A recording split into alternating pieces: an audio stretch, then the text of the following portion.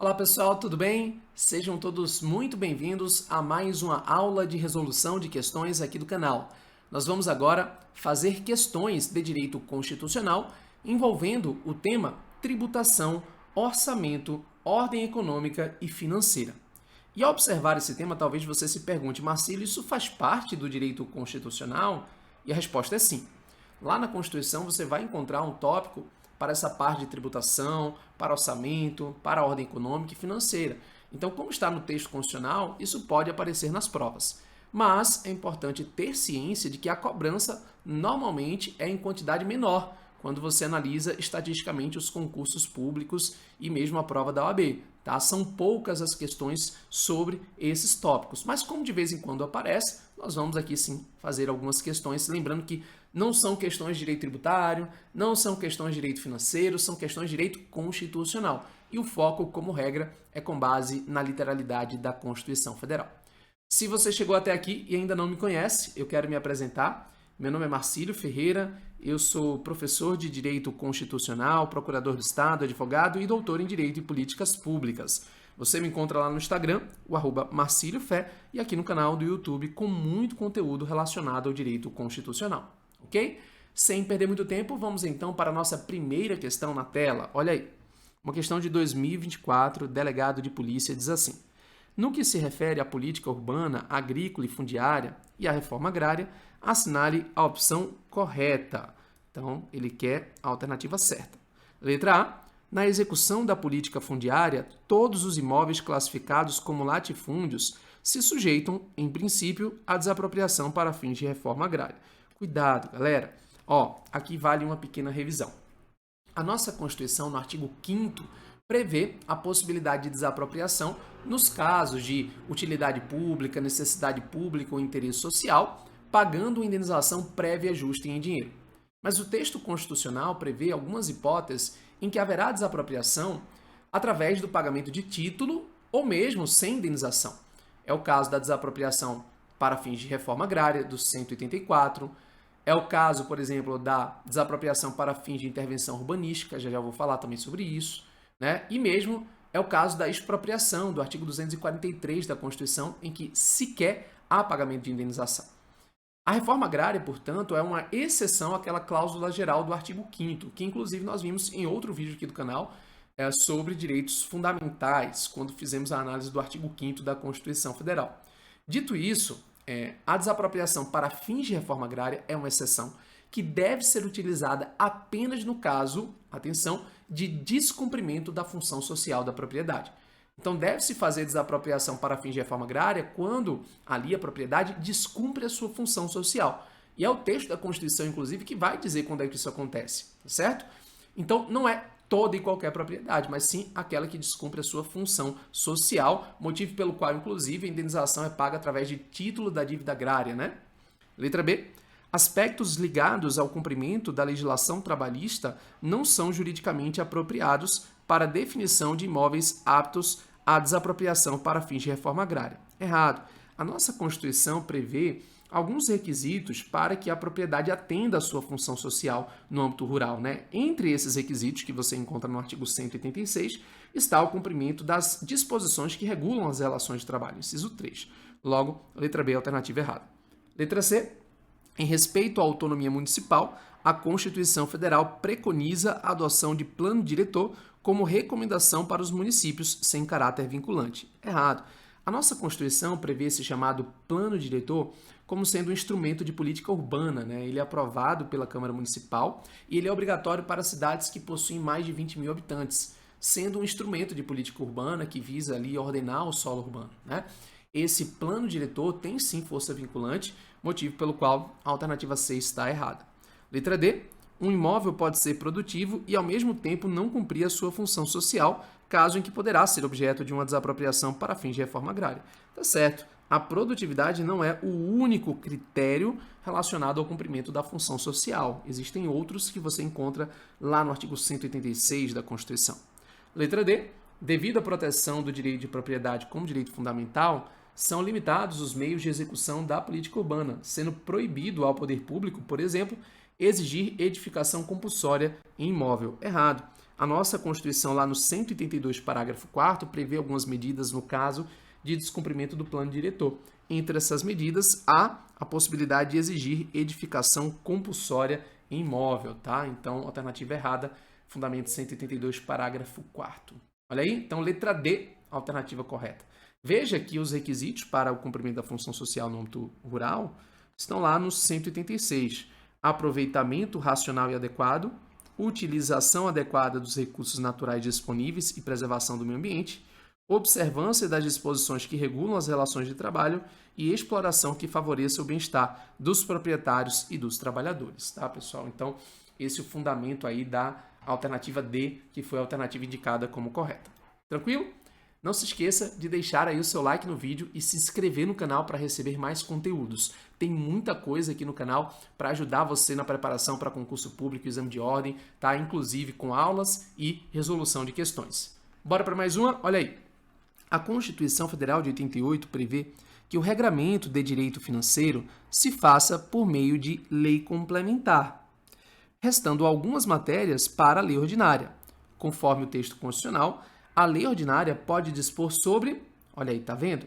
Essa parte tem a ver com finanças públicas, que é objeto de regulamentação constitucional. A nossa Constituição trata em um tópico específico sobre finanças públicas. E, neste aspecto, você vai encontrar disposições que exigem a edição de lei complementar para tratar de questões de direito financeiro. O 163, por exemplo, exige lei complementar para finanças públicas, dívida pública externa e interna, concessão de garantias pelas entidades públicas, emissão e resgate de títulos da dívida pública, fiscalização financeira, entre outras coisas. Além desse dispositivo, né, além do 163, você vai encontrar previsão também lá no âmbito do 165, no parágrafo 9º. Cabe a lei complementar dispor sobre isso, estabelecer normas sobre aquilo. Então, a grande maioria, né, das normas envolvendo direito financeiro acaba sendo veiculada através de lei complementar. Disso aqui, o que não é veiculado através de lei complementar? Bem, a instituição de fundos de qualquer natureza. A instituição do fundo em si não se dá por meio de lei complementar, mas sim por meio de lei ordinária, queridos. Quando você vai lá na Constituição, né, no artigo 165, parágrafo 9º, né, quando se trata aí de exercício financeiro, vigência de plano plurianual, né, prazo para LDO, Lei de Diretrizes Orçamentárias, ou mesmo elaboração e organização da LOA, a Lei de Orçamentária Anual, tudo isso faz parte de lei complementar. Está lá no artigo, né, 165, parágrafo 9º, inciso 1. Mas a instituição de fundos ocorre por meio de lei ordinária. Talvez você fique em dúvida, porque quando você faz a leitura, né, desse 165, lá no parágrafo 9º, você vai encontrar o inciso 2, dizendo que cabe à lei complementar estabelecer normas de gestão financeira e patrimonial, da administração direta e indireta, aí fala no finalzinho, bem como condições para a instituição e funcionamento de fundos. As condições para instituir um fundo devem ser estipuladas em lei complementar, mas a instituição do fundo em si pode ser por meio de lei ordinária, né? Então a letra A, alternativa, foi dada como correta neste concurso aí da PGE de Sergipe 2023. E veja que o 167 veda a instituição de fundos de qualquer natureza sem prévia autorização legislativa e não fala, portanto, em lei complementar, dando a entender, portanto, que o fundamento seria lei ordinária. Ok, queridos? Questão super difícil, na minha visão, essa questão aqui, né, que exigia uma interpretação do texto constitucional, mas é uma questão interessante aí para fins de prova. Vamos então para mais uma questão, essa agora de 2022, delegado de polícia, diz assim: no que se refere à ordem econômica e financeira, artigo 170 e seguintes da nossa Constituição, né, isso de vez em quando aparece em prova, assinale a opção correta, ele quer, portanto, a alternativa certa. Letra A, a Constituição Federal determina a interpretação restritiva dos princípios que restringem a livre iniciativa. Na verdade, queridos, lá no artigo 70 você não vai encontrar nenhum dispositivo tratando disso. Veja que ele diz, a Constituição Federal determina. Em nenhum dispositivo da Constituição Federal existe determinação para fins de interpretação restritiva de princípios que estão disciplinados no 170. Letra B, a ordem econômica da Constituição Federal tem o objetivo de assegurar a todos existência digna conforme os ditames da justiça social. Tá certo, né? Se você for lá no caput do artigo 170, lá diz que o objetivo é assegurar essa existência digna, né? Então, isso representa o caput do 170 da Constituição Federal. Letra C. Os estados estão autorizados, segundo critérios de oportunidade e conveniência, a alienar a titularidade dos serviços públicos que lhes são reservados pela Constituição Federal. Errado, galera, errado. Veja que o Estado é titular dos serviços públicos na forma do 175 e ele pode conceder o exercício de um serviço público, a prestação de um serviço, através de concessão ou permissão, sempre precedido de licitação. Isso está no artigo 175 da Constituição Federal. Mas, cuidado, porque não há transferência da titularidade, e sim, né, do desempenho do serviço. Então, quando fala que titularidade, está errado. Letra D. Ao Estado brasileiro é vedada a função de planejamento da atividade econômica. Errado. O Estado exerce, sim, né, a função de planejamento da atividade econômica, mas essa atividade de planejamento, na forma da Constituição Federal, será considerada aí como obrigatória para o poder público, né, determinante para o setor público, mas indicativo para o setor privado. Então, é errado a letra D, porque ele pode, sim, exercer função de planejamento. Letra D. Ao Estado brasileiro é autorizada a função de planejamento, sendo esta apenas indicativa para o setor público. Errado. Ela é vinculante determinante para o setor público e indicativa para o setor privado. Então, letra B, alternativa correta, portanto, alternativa a ser marcada. Olha aí, fundamento, letra B, artigo 170 caput da Constituição. A ordem econômica, fundada na valorização do trabalho humano e na livre iniciativa, tem por fim assegurar a existência digna, olha aí, existência digna conforme os ditames da justiça social, observados os princípios lá dos incisos. Excelente questão aí também para fins de treino. Bora para mais uma na tela. Questão de 2023, agora procurador municipal diz assim: no tocante às políticas urbana e agrícola, a Constituição estabelece que, letra A, a propriedade urbana ou rural cumpre sua função social quando atende às exigências fundamentais de ordenação da cidade expressas no plano diretor. Está errado. Veja, a exigência, né, para fins de cumprimento da função social em relação ao plano diretor é para a propriedade urbana, não rural. Letra B. As desapropriações de imóveis urbanos serão feitas com prévia e justa indenização em dinheiro, mas os imóveis públicos são insuscetíveis de desapropriação. Cuidado, também errado. A nossa Constituição prevê que imóvel público é insuscetível de uso capião, não é desapropriação, tá, pessoal? Então aqui ele está tentando induzir você ao erro com essa parte. Quando você vai, por exemplo, no 183, parágrafo 3º, lá diz: os imóveis públicos não serão adquiridos por uso capião. Letra C. Os beneficiários da distribuição de imóveis rurais pela reforma agrária receberão títulos de domínio ou de concessão de uso inegociáveis pelo prazo de 10 anos. Isso está correto. A previsão expressa no texto constitucional. Eu coloquei, inclusive, o dispositivo, já vou mostrar aqui para vocês. E é exatamente essa a previsão do texto constitucional. Letra D. O IPTU progressivo é a primeira medida a ser imposta pelo município para que se promova o adequado aproveitamento do imóvel que não cumpre sua função social. Errado, galera. Se você for no 182, parágrafo 4º da Constituição, existem algumas medidas e a primeira é a edificação ou parcelamento compulsório do solo. A segunda, que é o IPTU progressivo no tempo, e a terceira, desapropriação com pagamento em título da dívida pública. Letra E. Na desapropriação por interesse social para fins de reforma agrária, as benfeitorias úteis e necessárias serão pagas em títulos da dívida agrária, resgatáveis no prazo de até 20 anos. Errado. A nossa Constituição prevê que, no caso de benfeitorias úteis e necessárias, o pagamento é feito em dinheiro. Então, letra C, a alternativa correta, portanto, a alternativa a ser marcada. O artigo 189 da Constituição prevê que esses beneficiários da distribuição de imóveis pela reforma agrária receberão títulos de domínio ou de concessão de uso inegociáveis pelo prazo de 10 anos. Então, cuidado, tá, galera? Lembre-se aí, quando você tem o título da dívida agrária, que é dado ao proprietário, o resgate em até 20 anos. Mas para quem recebe o imóvel pelo programa de reforma agrária, nós temos aí o título de domínio inegociável por 10 anos, ok? Uma questão aí também bem interessante para você treinar. Mais uma, agora envolvendo um pouquinho da parte tributária, mas é uma questão simples. As taxas em razão do exercício do poder de polícia ou pela utilização efetiva ou potencial de serviços públicos específicos e divisíveis prestados ao contribuinte ou postos à sua disposição, poderão ser instituídas. Quem pode instituir taxa, né? Vale destacar que a nossa Constituição prevê 5 tipos de tributos, né, adotando a teoria quim partite. Nós temos lá os impostos, taxas, contribuições de melhoria, os empréstimos compulsórios e as contribuições especiais. E as taxas podem ser instituídas por qualquer, né, ente federativo. Então, União pode, Estado pode, Distrito Federal pode, município pode. Letra E é a alternativa correta, portanto, a alternativa a ser marcada. Veja que o fundamento é o artigo 145 da Constituição.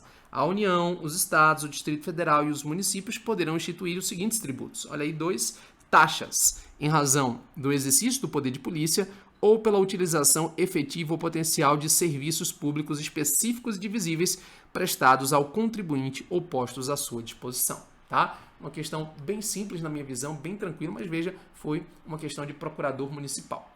Mais uma questão. Em relação à ordem econômica e financeira, assinale a alternativa incorreta. Ele quer a errada agora.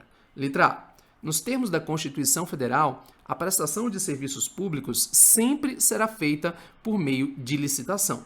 Veja, se você fizer uma leitura lá do artigo 175 da Constituição, de fato, lá diz sempre por meio de licitação, né? O 175 prevê que a prestação de serviço público incumbe ao poder público, diretamente ou sob regime de concessão-permissão, sempre através de licitação. É claro, essa redação poderia ser melhorada. Na minha visão, ela não está boa, mas é uma alternativa que não está tão errada. Então, não vamos marcar. Letra B. O poder público municipal pode determinar a edificação compulsória para promover o adequado aproveitamento do solo urbano, tá? Veja, galera, temos essa possibilidade. Está descrita lá no artigo 182, parágrafo 4º da Constituição, a edificação compulsória, inclusive como uma das primeiras medidas.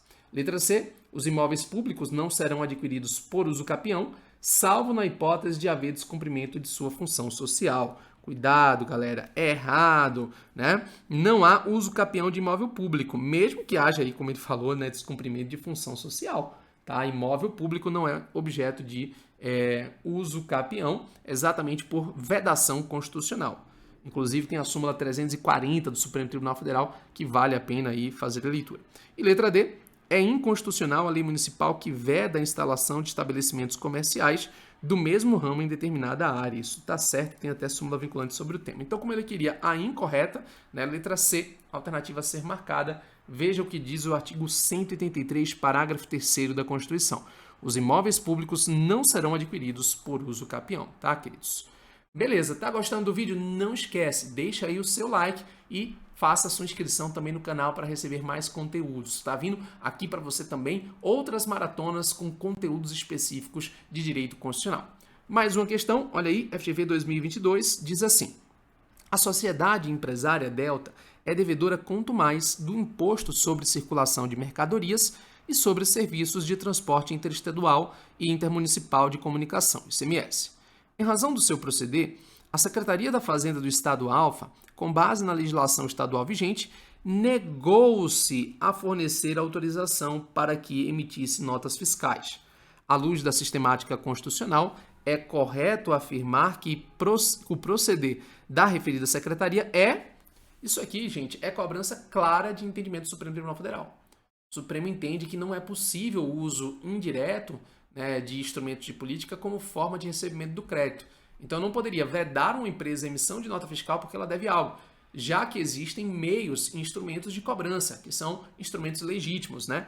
Então, essa atitude aqui de negar autorização para emitir nota fiscal é uma atitude ilícita. Então, a gente já pode excluir a letra A e a letra B, que fala que é lícito, né?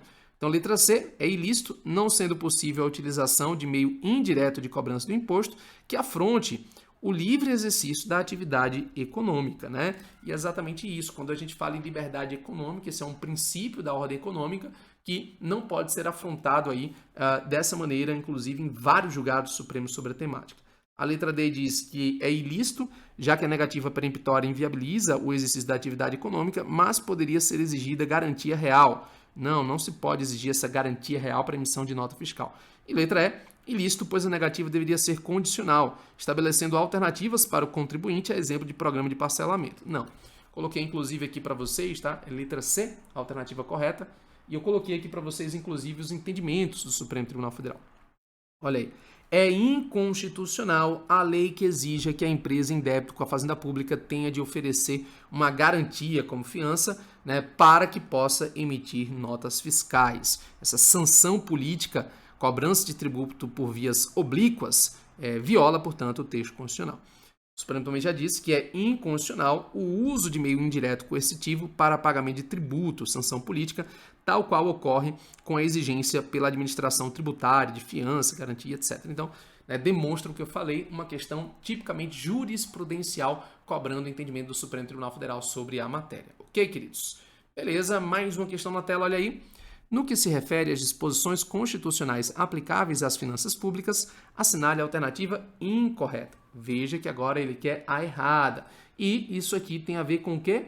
Tema de finanças públicas no âmbito da nossa Constituição, sendo muito relevante, portanto, conhecer, né, a disciplina constitucional a partir do artigo 163 da Constituição Federal.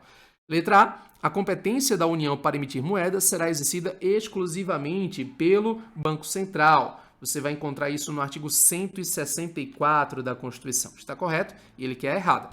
Letra B. O Banco Central poderá comprar e vender títulos de emissão do Tesouro Nacional com o objetivo de regular a oferta de moeda ou a taxa de juros. Veja que a Constituição Federal prevê no 164, parágrafo 2º, que o Banco Central poderá comprar e vender títulos de emissão do Tesouro Nacional com esse objetivo indicado aqui no dispositivo. Então, na verdade, ele pegou, né, o artigo 164 e foi transcrevendo aqui com alguma variação em alguma alternativa, né? Até agora está certo a letra A, está certa também a letra B.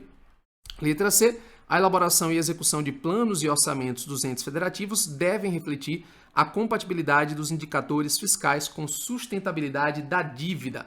Essa é a previsão, inclusive, de emenda constitucional que foi indicada também lá no âmbito da nossa Constituição Federal, no 164A, né? Inclusive parágrafo único. Então está certa a letra C. Letra D. Desde que autorizado pelo Ministério da Fazenda, admite-se ao Banco Central conceder empréstimos ao Tesouro Nacional ou a pessoa jurídica de direito público integrante da administração direta, autárquica e fundacional. Errado, essa vedação consta expressamente do 164, parágrafo 1º. É vedado ao Banco Central conceder empréstimos ao Tesouro Nacional. Então, como ele quer a errada, letra D, alternativa a ser marcada aí no âmbito dessa nossa questãozinha, tá, galera? Então, vale aí o destaque ao 164 e ao 164A como fundamentos, como justificativa, né, dessa questão que realizamos agora. Então, questão aí bem interessante também. Mais uma questão, olha aí. A Constituição Federal de 88, ao tratar da ordem econômica e financeira, disciplina a política urbana, agrícola, fundiária e reforma agrária. Referente aos temas mencionados, é correto afirmar que ele quer a alternativa correta. Letra A.